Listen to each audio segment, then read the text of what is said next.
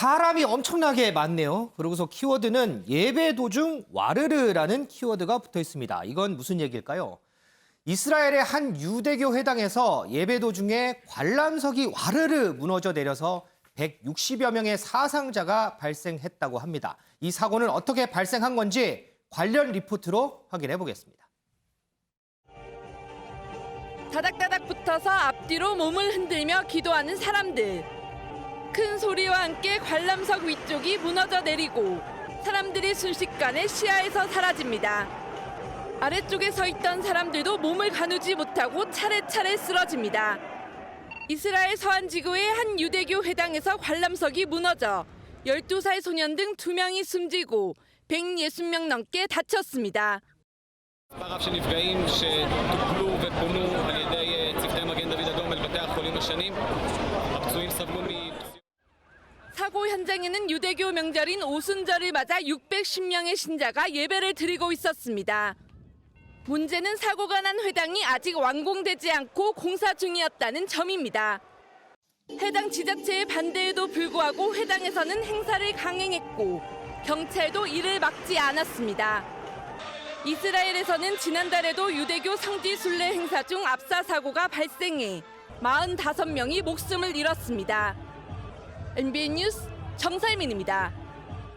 이동석 기자. 그러니까 이 공사도 안 끝난 곳에서 예배 보다가 이런 참사가 일어난 거잖아요. 맞습니다. 해당 사고가 발생한 곳, 바로 완공되지 않은 건물에서 예배가 진행됐다는 점입니다. 공사가 진행되는 곳에서 예배를 강행하다가 이렇게 대형 참사가 발생한 건데요.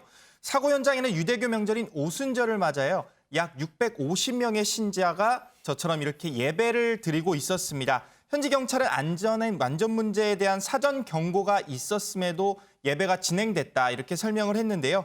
하지만 자치단체 측은 경찰이 행사 진행을 막아달라고 요청을 했는데 경찰 측이 책임을 회피했다. 그러면서 양측의 공방이 계속해서 벌어지고 있습니다. 이 사고로 10대 소년 등 2명이 목숨을 잃었고요. 160여 명이 부상을 당했는데요.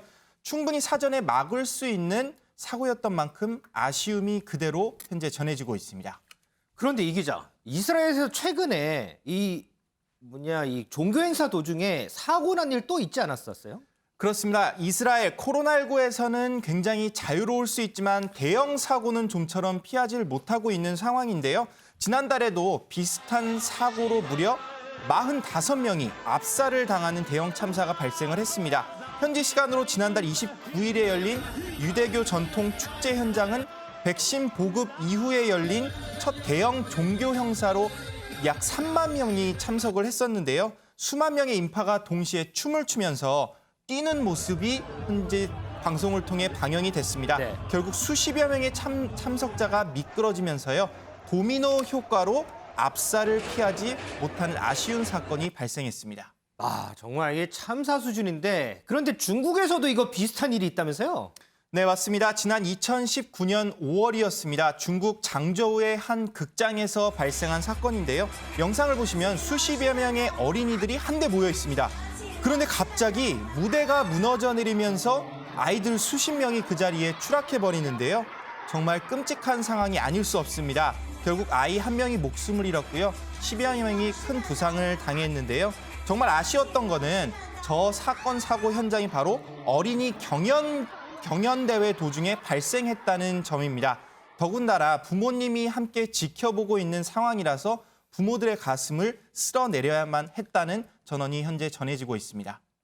이걸 보니까요. 전 세계 어느 곳이나 어쨌든 이 안전사고 예방이 최우선인 것 같습니다.